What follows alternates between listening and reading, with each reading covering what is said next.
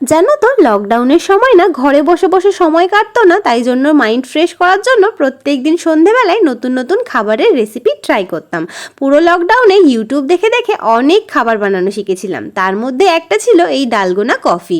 আর সেই দিন প্রথমবার খেয়ে আমাদের এত ভালো লেগেছিল, তারপর থেকে প্রত্যেক বছর গরমকালে অন্তত 5-6 বার তো আমাদের বাড়িতে ডালগোনা কফি হয়েই থাকে। এই গরমে অবশ্য আজকেই প্রথমবার বানিয়েছি, আজকে থেকে শুরু হলো, পুরো গরমে 5-6 বার হয়েই যাবে। আগে থেকেই প্ল্যান করে রেখেছিলাম যে আজকে কফিটা বানাবো, তাই জন্য সকালবেলাতেই দুধটা গরম করে ফ্রিজে রেখে দিয়েছিলাম ঠান্ডা হওয়ার জন্য। আর এখন সন্ধ্যাবেলা বের করে নিয়েছি। তবে আজকে কিন্তু পুরোটা আমি ডালগোনা কফি করিনি, কিছুটা ডালগোনা কফি করেছি আর কিছুটা আমি মিক্সিতে ভালো করে ঘুরিয়ে নিয়েছি। তো এই যে দেখো আমার 2 প্রকারের কোল্ড কফি রেডি হয়ে গেছে। তোমরা কে কে কফি লাভার আছো অবশ্যই কিন্তু কমেন্ট করে জানিও। আমরা তো সবাই বাবা ভীষণ ভালোবাসি। তো চলো এখন কফিটা এনজয় করি আর তোমাদেরকে বাই বাই। ভিডিওটা কেমন লাগলো জানিও।